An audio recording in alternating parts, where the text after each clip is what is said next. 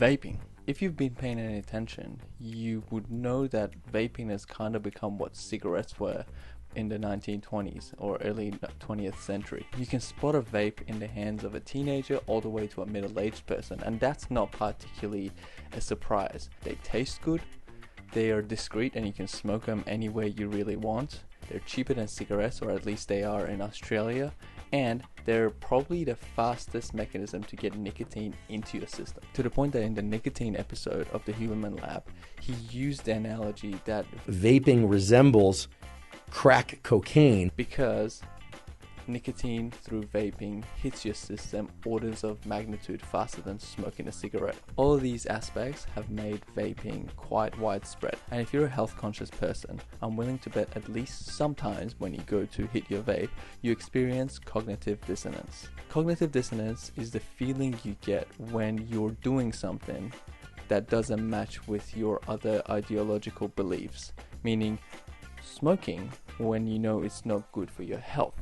This feeling could be resembling of shame or regret, or even you experience a sense of lowered mood. I know this because I lived it, and I'm here to tell you that you don't have to continue living like this, because I have managed to quit vaping and I haven't touched it for over a year, and I'm going to walk you through the framework that I use. So if you're interested in that, continue watching. I'm going to set the scene for you now, but I promise you it's going to make sense all at the end. I'm going to take a wild guess and assume that you have at some point in your life overindulged in a specific type of liquor, whether it be tequila, vodka, rum, or whatever, and after taking one too many shots, it left you spewing out your guts. Now, I'm not trying to make you relive that experience just for my joy. I'm bringing it up because of what usually tends to pursue after that experience, which is consistent repulsion towards that specific liquor for months to come. You can't even go near it, you can't smell it, you can't taste it. As soon as you get near it, you just tense up and you almost want to gag in your mouth. I like to look at this as a physiological response from your body telling you, nah, it ain't happening, brother, leave it. That thing was too taxing one time, and I've learned my lesson.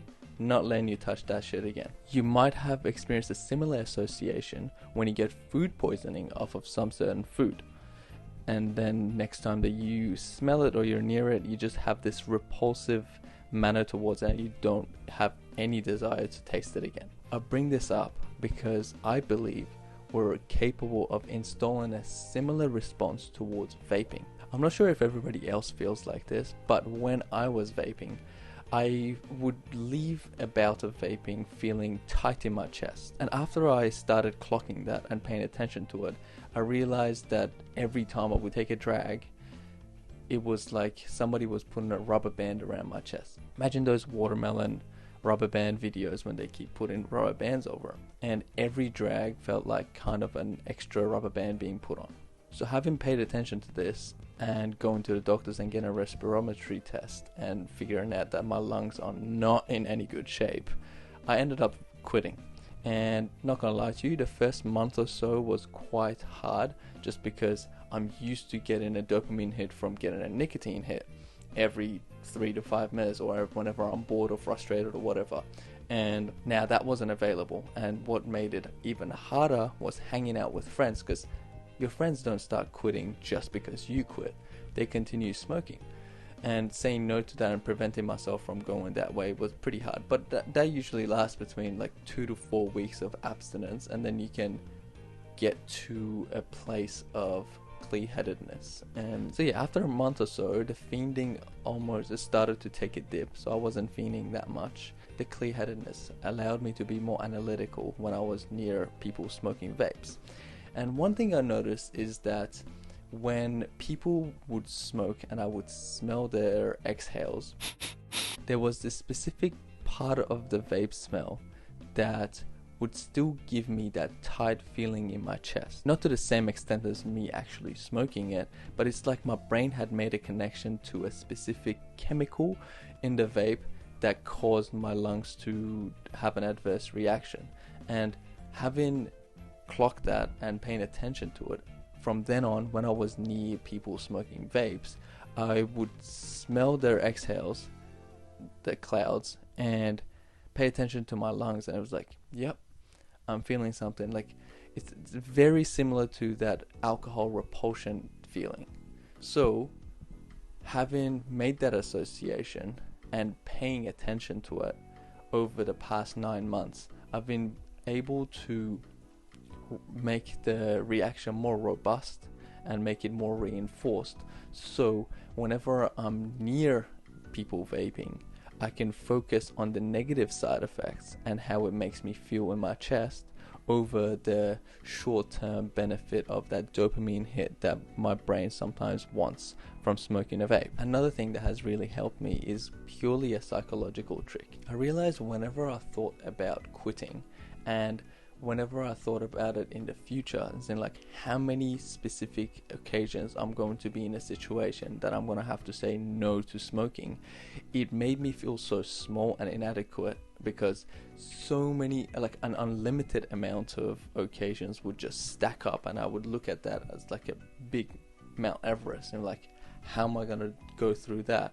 Probably won't be able to, so what even is the point of me quitting? I struggled with this for a while before I quit, but a quote that I had heard through something on social media really changed my perspective. And that was from the perspective of a son asking his recovering alcoholic dad how long he's going to be sober for. And the answer that the dad gave the son was, "I don't know, son. All I know is that I'm not going to drink today." And that was quite profound to me. And the mental framework that that guy was using resonated with me, as in, I don't have to think about how many times I'm going to say no to vaping. All I have to focus on is say no this one time.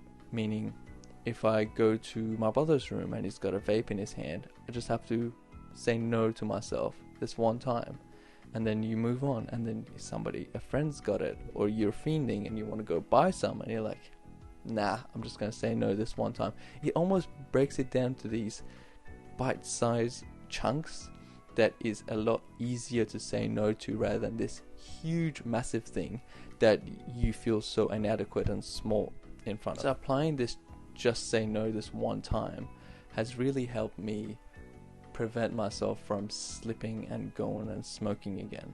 And I'm not gonna lie to you, after a while of putting this into practice, this also gets easier. Like, you don't have to fight with yourself as much to say no, because you've said so many no's that it banks up, and then you have the momentum on your side rather than the temptation side. So I really hope these two frameworks that I used to quit vaping provide some value to you guys, and see you in the next one.